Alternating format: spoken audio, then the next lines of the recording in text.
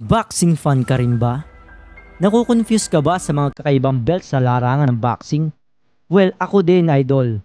So samahan niyo ako pag-aralan ang iba't ibang belt na ito. Sa dami-daming magkakaibang belt names na natatanggap ng mga manlalarong boksingero at magkakaibang timbang. Minsan hindi clear kung anong title ba ang kanilang pinaglalabanan. Is it important? Is it prestigious? Bakit ang dami? Yan ang mga katanungan na ating matutunghayan.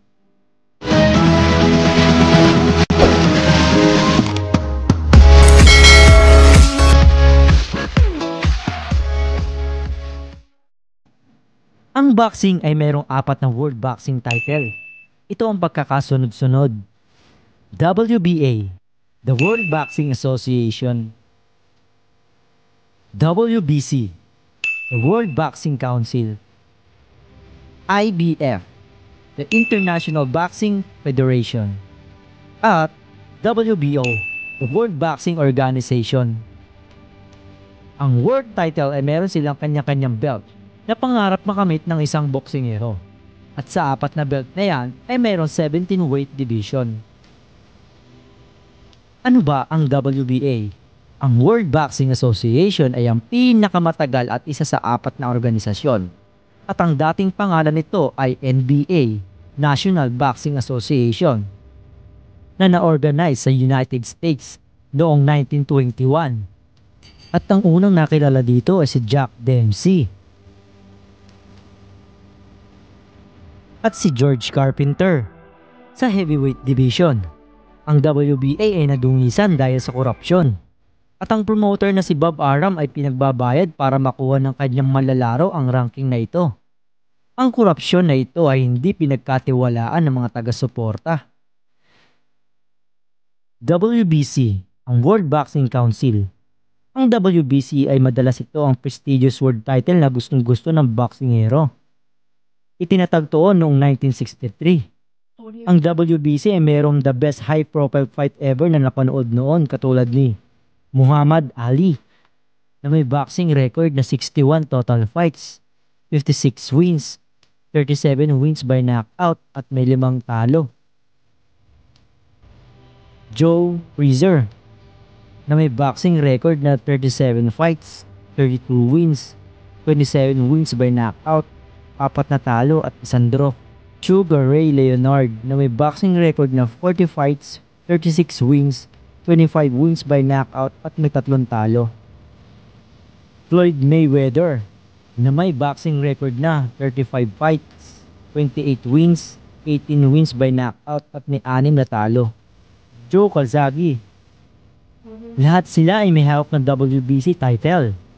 Sa ngayon, ang WBC title ay mayroong pinakamalaking pangalan sa larangan ng boxing na sina Gennady Golovkin or Triple G ay may hawak na middleweight title. Record na 43 fights, 41 wins, 36 wins by knockout at 1 talo. Si Deontay Wilder na hawak naman ang heavyweight title. Si Deontay Wilder ay mayroong record na 40 wins, 0 losses at 1 draw. At ang 39 knockouts. Si Wilder ay kinakatakutan sa heavyweight division nang dahil sa malalakas sa suntok at estilo sa paglaban na basagulero. IBF. IBF was preceded by United States Boxing Association since 1983. Ang unang IBF's world champion ay si Marvin Camel, a former World Boxing Council o WBC World Cruiserweight Champion who won the IBF belts sa magkaparehong weight division. Mayroon din 17 weight division ng IBF. Ang division na ito ay mula mini flyweight to heavyweight. At kung saan si Anthony Joshua ang humahawak sa title na ito.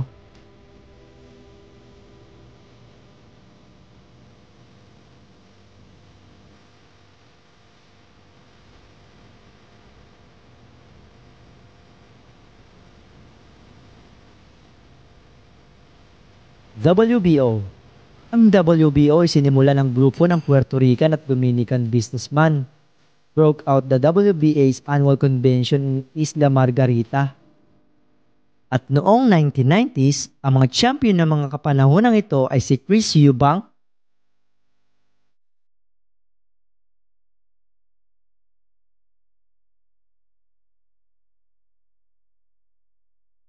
Johnny Tapia,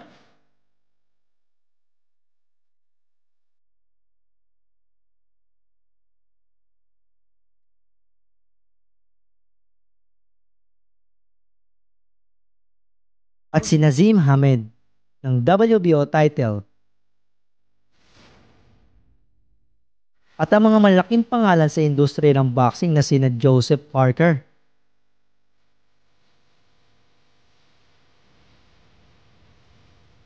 at Billy Joe Saunders na mayroong heavyweight title at middleweight title sa WBO. Ang apat na organisasyon na to ay may 17 different weight division. Ang 17 weight division na ito ay may kanya-kanyang belt at may kanya-kanyang pangalan. Depende sa kanilang mga timbang.